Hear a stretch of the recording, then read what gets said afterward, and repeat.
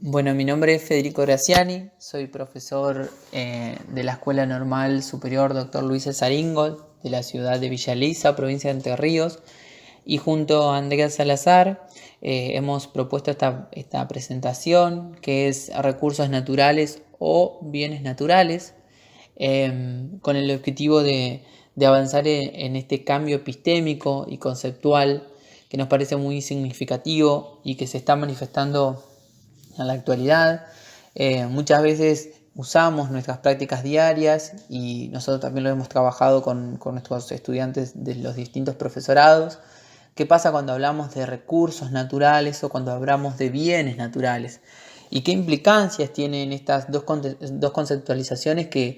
de primera mano diríamos que son lo mismo? Y si lo buscamos en el diccionario de la Real Academia, podemos decir que recursos es el conjunto de elementos disponibles para resolver una necesidad o llevar a cabo una empresa, y bien es todo aquello que es apto para satisfacer directa o indirectamente una necesidad humana. Si bien primeramente vemos que son conceptos similares, cuando nosotros vamos y ahondamos en la historia o en el surgimiento de ambas conceptualizaciones, vemos que no es así y que tienen una significancia más que nada en la actualidad. Y ahora les voy a explicar por qué. Pero en base al concepto puntualmente de recursos naturales, este concepto de recursos naturales surge en la Primera Guerra Mundial para referirse a todos aquellos recursos que eran considerados de vital importancia para garantizar la seguridad nacional. Ese fue el surgimiento de la primera significancia de recursos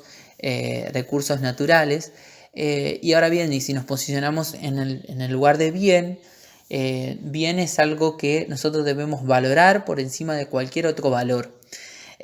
Cualquier otro valor puede ser el lucro, la acumulación. Esto ya fue pensado un poco antes. Ya Bourdieu en 1997 nos hablaba que los términos de recurso natural y bienes comunes no eran lo mismo, sino que tienen anclajes en distintas formas de valorar a la naturaleza, y son en última instancia las relaciones de fuerzas sociales las que determinarán las formas de denominación simbólica legítima de cada uno de estos términos. Y en relación a eso, que en la actualidad lo que más nos preocupa o lo que más nos moviliza son esas problemáticas ambientales, y en este sentido no es lo mismo pensar desde una problemática ambiental a los recursos naturales o a los bienes comunes. No es lo mismo, tiene distinta significancia, aunque nosotros también podemos hablar de que los recursos naturales también los podemos encontrar presentes en la Constitución de 1994, en donde hablamos que se expresaba los recursos naturales a través o guiados por las fuerzas del mercado, en donde se vinculaban con conceptos como renta, mercantilización, producción. Eso eran los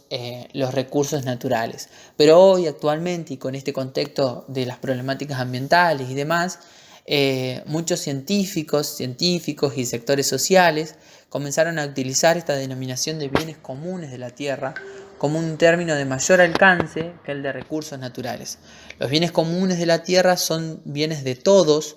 en donde todos debemos protegerlo y cuidarlo, no solamente para las generaciones futuras, sino también para las generaciones presentes.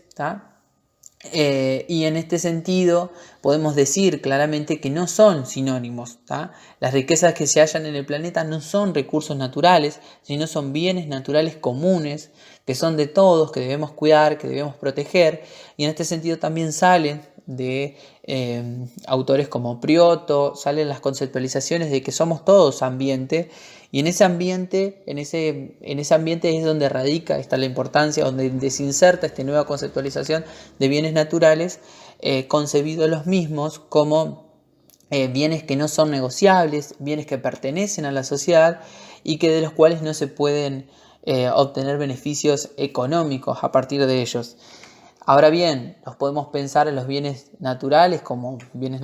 el agua, la tierra, la naturaleza en sí misma, y ahí los podemos pensar de distintas maneras y podemos ir analizando, o más que nada lo que nos interesaría hoy generar es este interrogante y este replanteo de que los bienes naturales son privados, no son privados, a quienes dependen y quienes deciden sobre ellos. Hay algunos autores que mencionan que forman parte indisociable de los territorios indígenas, que lo han preservado a lo largo de las generaciones. Hay otros que piensan que pertenecen a todos porque son un patrimonio global de la humanidad y que se deben presentar para las generaciones futuras y actuales, o son públicos y el Estado debe velar para que sean accesibles. En este sentido, no tendría respuesta para ubicarlos o para posicionarnos en esto de quiénes deciden sobre ellos, pero sí abrir el interrogante de hasta qué punto estos bienes naturales son de todos, de hasta qué punto se convierten en recursos naturales de unos pocos, para beneficios económicos, para rentabilidad o para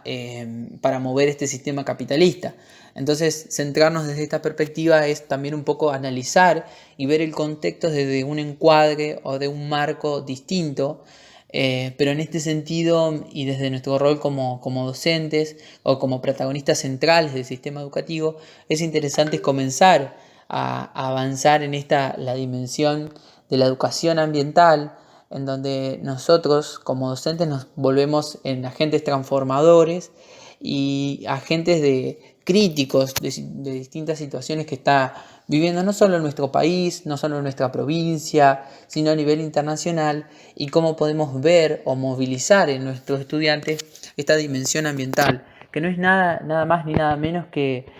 incentivarlos a pensar, a reflexionar este contexto ambiental de una manera global, de una manera general. Este paradigma de la educación ambiental o esta dimensión de la educación ambiental moderna no solo tiene relación o vinculación con las ciencias naturales directamente, sino también con las ciencias sociales. Estamos en un cambio a nivel global en donde la vinculación entre lo social, las ciencias naturales y entre las ciencias en general nos empieza a marcar algo significativo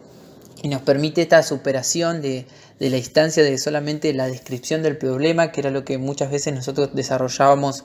en las aulas. Esta dimensión ambiental nos permite ampliar la mirada, identificar el contexto, ver los actores involucrados y tener un mayor acercamiento desde el punto de vista social, económico, político, que todos los aspectos, todos los sectores se vinculan y todo tiene que ver con todo.